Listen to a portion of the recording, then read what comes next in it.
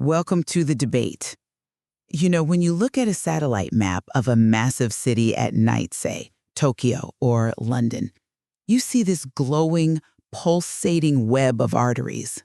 Yeah, it's incredible. Millions of people just moving, consuming, producing. Exactly. Food is arriving at the markets, power's flowing through the grid, hospitals are stocked with these incredibly complex medicines. And then natural human instinct when faced with that level of staggering complexity is to ask, well, who designed this?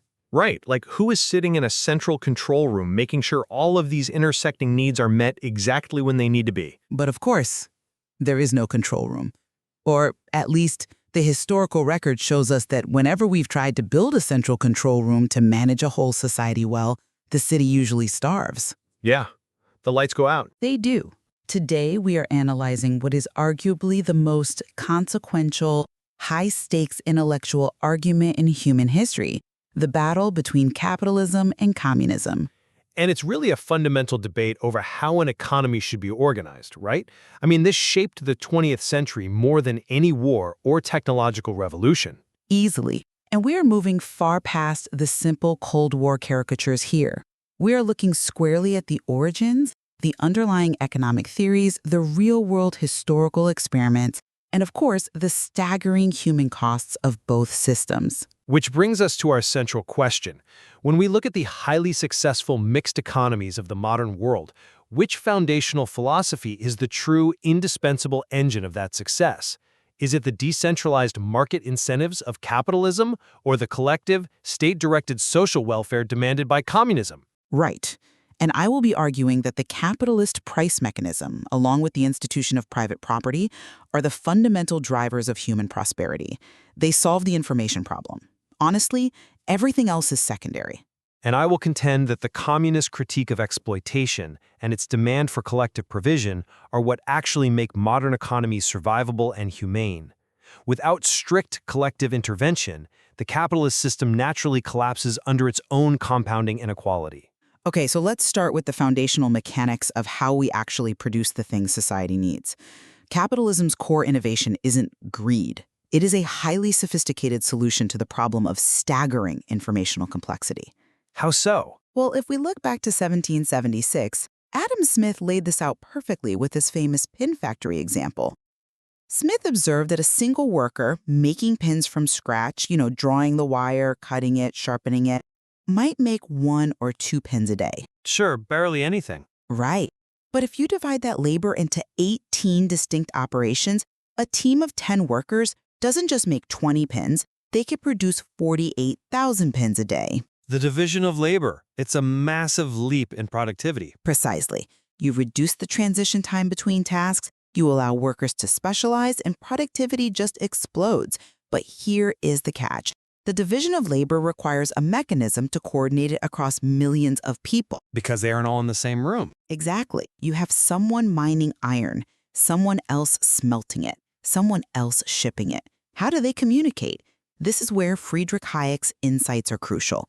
The decentralized price mechanism is the only way to efficiently allocate resources. I see where you're going with this. Because a price isn't just a number on a tag. It is a compressed packet of information. If a copper mine collapses in Chile, the price of copper goes up globally.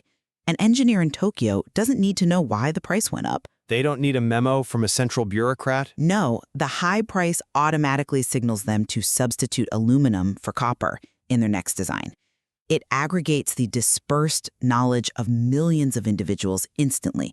Command economies inevitably fail because they simply cannot replicate this organic, automatic information gathering. Right, they try to manually calculate what the market just processes automatically.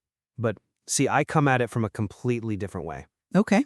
The mechanical efficiency of a pin factory is undeniable, obviously. But your framework entirely ignores the power dynamics operating inside that factory. Capitalism inherently functions on the systematic extraction of what Karl Marx defined as surplus value. The labor theory of value. Exactly. Let's look at the actual math of it. A worker is paid a wage just sufficient to sustain them and their family, right? Just so they can come back to work the next day. Let's say that survival wage represents 4 hours of the actual value they produce on the factory floor. But the working day is 10 hours long. Right. And the capitalist retains the value of the remaining 6 hours. And it's crucial to understand why this happens. It's not a voluntary exchange between equals. Well, they sign a contract. But the worker has nothing to sell but their labor. The capitalist owns the factory, the machines, the raw materials, the means of production. It is a structural, systemic extraction of value. To be reinvested. Yes, they reinvest it to buy better machines, outcompete other capitalists, and drive wages down further. And we know exactly what happens when that mechanism operates without strict collective intervention. It devolves into the horrors of 19th century Manchester. You're talking about the rapid urbanization period? I'm talking about 5-year-olds working 16-hour days in coal mines because their parents' wages were driven below subsistence levels. I mean, life expectancy in industrial slums dropped below 30 years old. It was a brutal transition, I agree. But it's the internal logic of capitalism. It isn't just about efficient resource allocation. It is an evolutionary algorithm that ruthlessly optimizes for profit, completely regardless of the destruction it causes to the human beings powering it. I see why you think that. But let me give you a different perspective on what happens when you try to eliminate that so-called extraction by eliminating the market entirely. Okay, go ahead. You get a catastrophic failure of information routing. Let's look at the historical reality of the Soviet Ghost Plan, their state planning committee. When you replace the price mechanism with central directives, you sever the feedback loop between production and human need. Well, central planning certainly struggled with the complexity of consumer goods, I'll grant you that. But it didn't just struggle. It created structural absurdity. There is a famous, very dark historical joke regarding a Soviet nail factory. Oh, I think I know this one. Yeah, the central planners needed to set a production quota. Now, if they measured the factory's quota in tons, the factory would simply produce massive, heavy, completely useless iron spikes. Right, because that was the path of least resistance, to hit the tonnage metric and get paid. Exactly. The factory managers aren't stupid. They are responding to the incentives of the plan. So the planners realize their mistake, right? And they change the quota from weight to the total number of units. What happens then? They make tiny pins. Millions of microscopic, flimsy pins that bend the moment you hit them with a hammer. Without market signals, without consumers actually having the power to refuse to buy bad nails and choose good ones, quality is systematically sacrificed to fulfill arbitrary, bureaucratic metrics. Because the system lacked the basic sensory input required to serve actual human needs. Exactly. It's like driving a complex machine blindfolded. That is a compelling argument regarding the inefficiency of bureaucratic quotas. But have you considered the extreme human cost of market efficiency when it comes to ideological blindness? What do you mean by ideological blindness? Well, you mentioned severed feedback loops. Look at the historical reality of Mao's Great Leap Forward in China. It was an attempt to crash industrialize an agrarian society through sheer ideological will.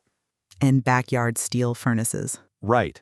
Local officials were terrified of failing to meet wildly unrealistic grain quotas, so they falsified crop statistics.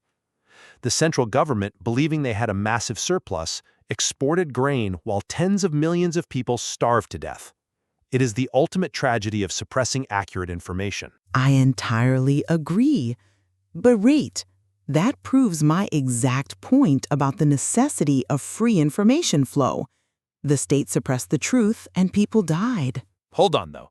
Because if we examine the historical record, unregulated capitalism is equally capable of profound ideological blindness. I don't see how. Well, if the market is so perfect at processing information, why did it completely collapse in 1929?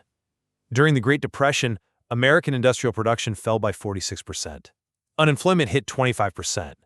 1 in 4 workers had no job, despite the factory still standing and the workers still wanting to work. That was largely because of a severe contraction in the money supply and a collapse in the banking sector. Yes, but the conventional capitalist wisdom of the time was to do nothing. The ideology said, oh, the market will self-correct. Wages will fall until hiring resumes. Just balance the budget. But that didn't happen.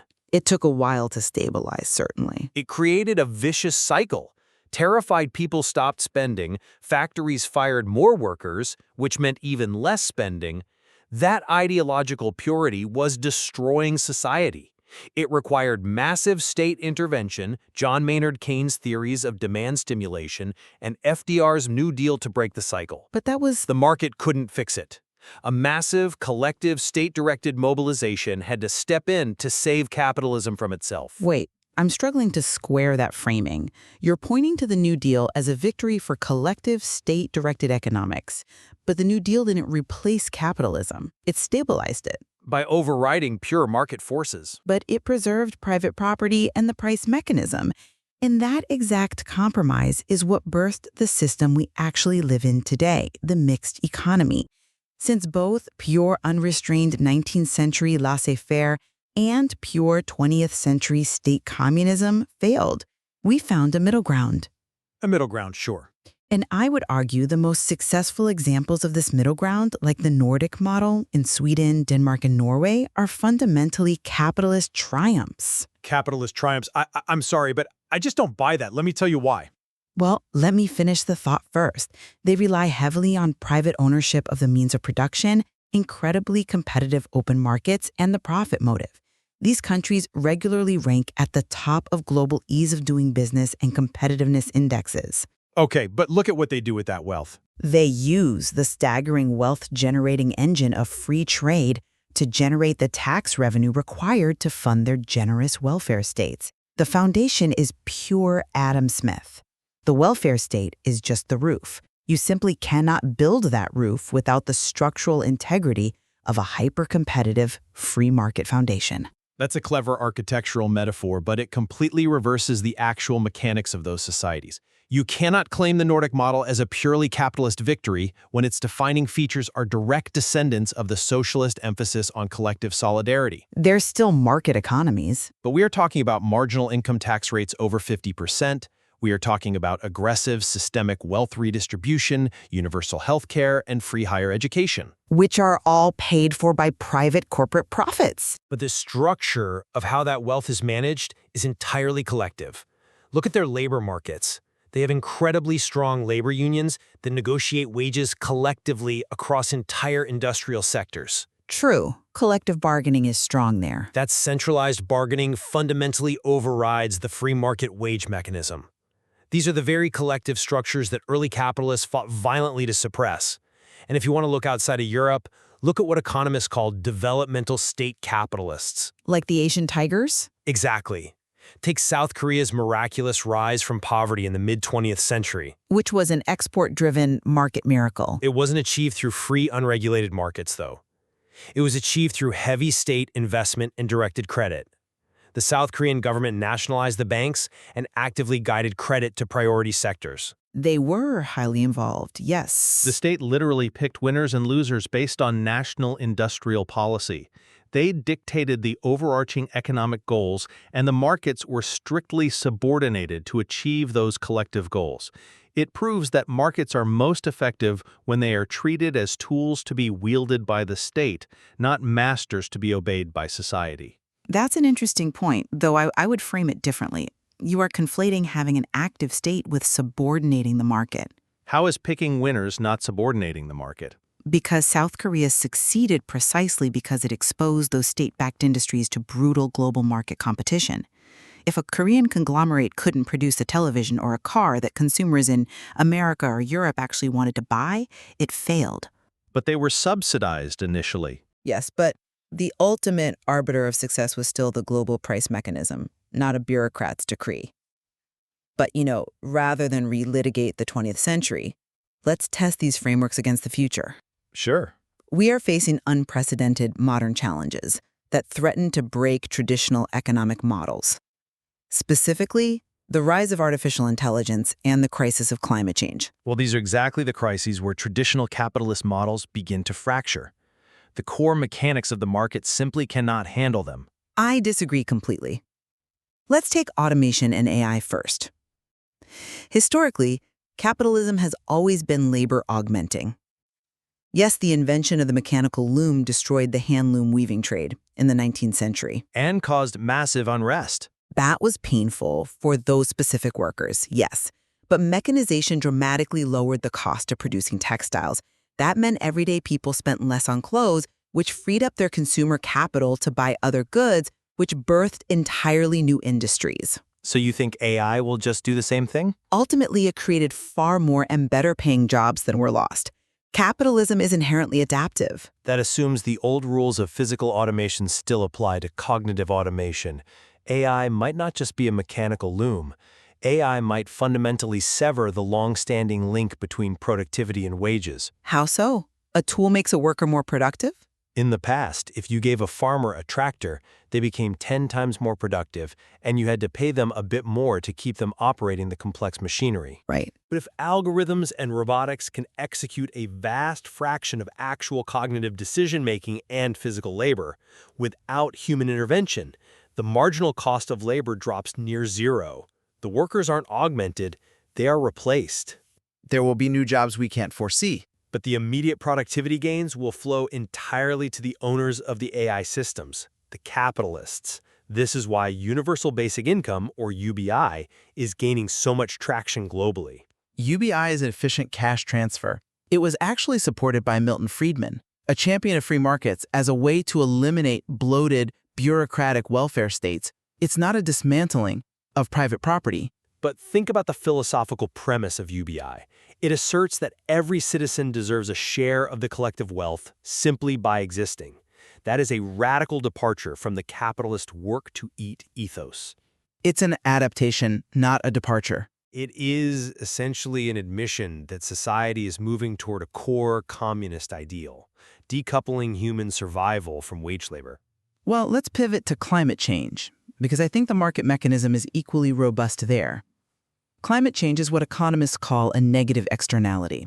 It means the cost of pollution isn't currently reflected in the price of fossil fuels. Right, the market failed to price it in. But if you implement pricing mechanisms like a robust carbon tax, you force the market to internalize that cost.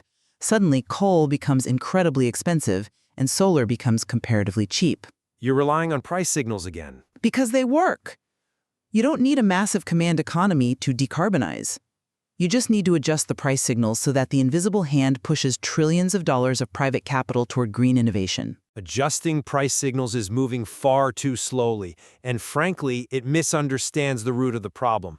Capitalism possesses an inherent endless growth logic. A publicly traded company is legally and structurally bound to maximize short-term shareholder value. Within the bounds of the law.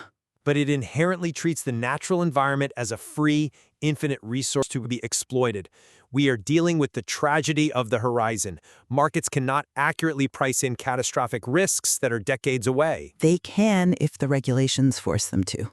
The scale and speed of decarbonization required right now demands a massive, state-directed effort. We don't have time to wait for carbon markets to organically innovate us out of a crisis. It requires a collective, planned mobilization on a global scale. Yet, if we look at the historical record, the environmental record of command economies is absolutely abysmal. I'm not saying the Soviet Union was green. The Soviet Union drained the Aral Sea, once the fourth largest lake in the world, to near extinction simply to meet central planning quotas for cotton irrigation. They gave us the Chernobyl disaster. Environmental degradation is a consequence of rapid, careless industrialization, not a unique feature of capitalism. Okay, fair point, but At least market economies allow for the independent scientific institutions, the free press, and the civil society required to expose and regulate environmental damage.